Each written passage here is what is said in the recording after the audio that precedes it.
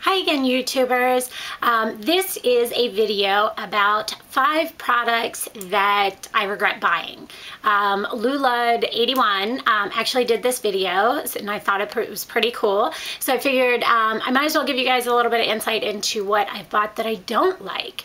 So hopefully it might help you out, although some of it might be things that you like. So, you know, everybody's opinion is different. So, and I apologize for wearing the same thing in another video because I'm getting ready to run out, but I taped 2 videos in one day. So anyway, here's a couple of things that I kind of regret buying. Now I've had a couple of things that I've returned, and I'll tell you about those 2 past my 5 that I have still. One of the things that I purchased is Tarte's mascara, and it's actually their lash stain. It has a curved brush. See if you can see that very well. It has a curved brush. I just got mascara in my hand. And it's supposed to be a stain that lasts for about 3 or 4 days after you've put it on. I don't know if I just use a really, really good makeup remover or what. The brush, I don't like it. I'm not a big curved brush fan anyway, but I don't like the brush. The mascara stain, it's fine as a mascara, but it's nothing special. It's nothing to run out and buy, and I think it's fairly expensive if I remember right. It wasn't a cheap mascara. And once I wash my face, it's gone. So it doesn't stain my lashes. I don't know, but figured I'd let y'all know.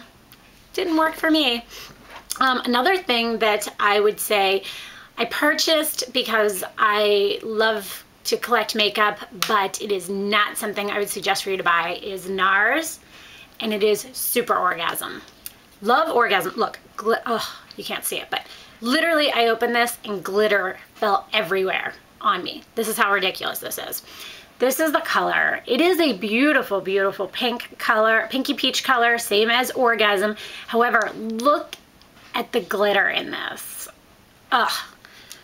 It looks so pretty, but as soon as you put it on, there's fallout everywhere. And as soon as I just opened it, I had glitter fall everywhere. I think Lulud81 doesn't like this either. And somebody else I watched online recently said, it's good to have if you collect makeup, but it's not a must-have. So if you're thinking about buying it, save your money.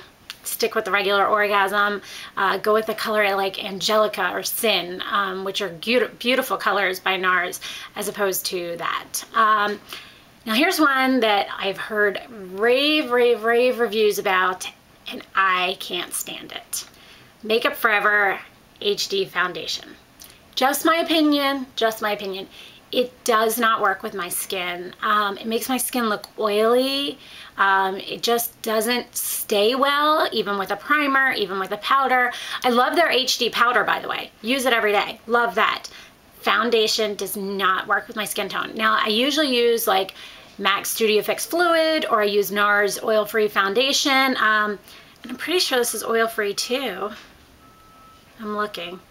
I don't know. It doesn't say. I think it is oil-free. I think I remember hearing that it's oil-free, but God, this doesn't work with my skin, and I feel really bad. It's a 127. I feel really bad. I don't know what to do with it because I'm never going to use it. I kept thinking maybe I'll use it, you know, when it gets warmer out and my skin's a little bit drier from being in the sun, but realistically, I wear an SPF 50. When's my skin going to be drier? So, not a fan. Sorry guys, I know a lot of you love this. It just didn't work for me. Another thing that a lot of people rave about that I just have things that I prefer, and I wish I hadn't wasted. Whoop, there it went. Sorry about that. I wish I hadn't wasted my money on is Benefit's Lemonade. It is a color correction eyelid primer for before you put your eyeshadow on. As you can see, I've used it. I don't know, with my skin tone, it does hold color really well, but it actually makes my eyelids look yellow. And I know it has a yellow color to it, but it was supposed to be really, here, and I'll swipe it. It's thick too. I don't know. I use Urban Decay's Primer Cushion, but I don't know if you can see that, how yellow that is on my skin tone. Maybe it's just my skin tone. It doesn't work. I don't like it. I won't use it. It's a shame that I do return a lot of things if I don't like them. Like, I just absolutely will never use them. But sometimes I keep things and keep trying them and thinking they'll work, or maybe it was just the one day. and then it gets past, you know, the return date. I'll tell you, it's funny because I don't tend to return any of my MAC products. I've never had a MAC product that I've been like, oh, I hate this.